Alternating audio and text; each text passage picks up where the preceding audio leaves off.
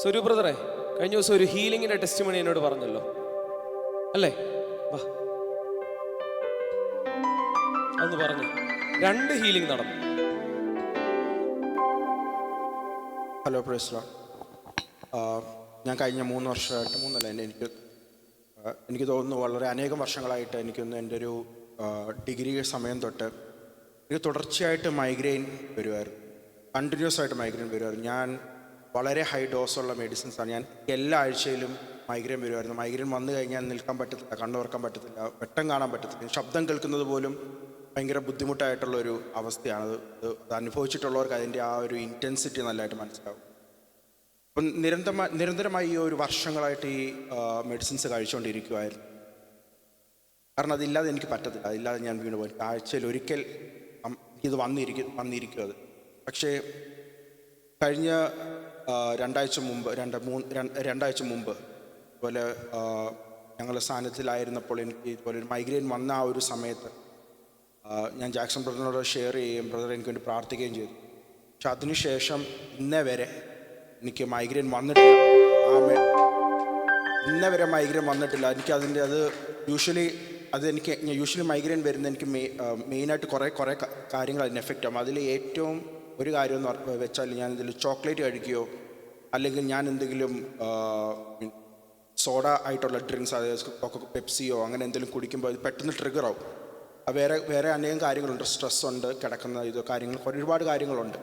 പക്ഷേ ഞാനിതൊന്ന് ടെസ്റ്റ് ചെയ്യാൻ വേണ്ടിയിട്ട് ഞാൻ കഴിഞ്ഞ ആഴ്ച ഒരു 2 ലിറ്ററോളം കോക്ക് ഞാൻ കുടിച്ച് ടെസ്റ്റ് ചെയ്യാൻ വേണ്ടിയിട്ട്.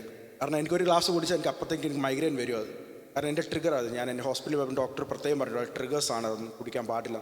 അപ്പം ഞാൻ 2 ലിറ്ററോളം ഇത് കുടിച്ച് ഞാൻ നോക്കി. പക്ഷേ എനിക്ക് ഒരു കുഴപ്പവും ഇതുവരെ കൃപയാൽ.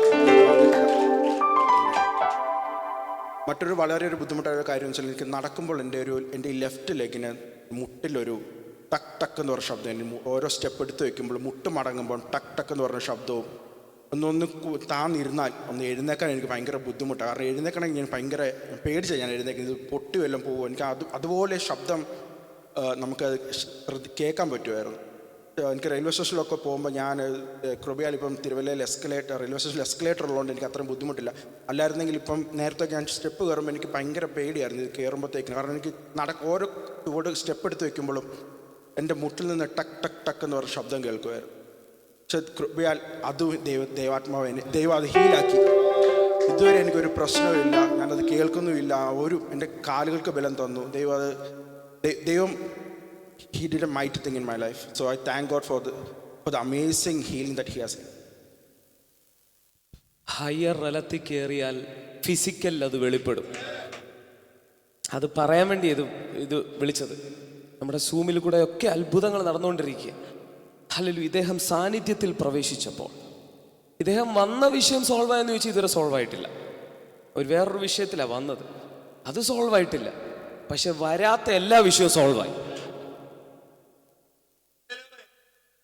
വന്നത് ഇത് മാറാനല്ല, മൈഗ്രെയിൻ മാറാനല്ല, പ്രവാചകനാകാനുമല്ല. പക്ഷെ അത് 3 ആയി.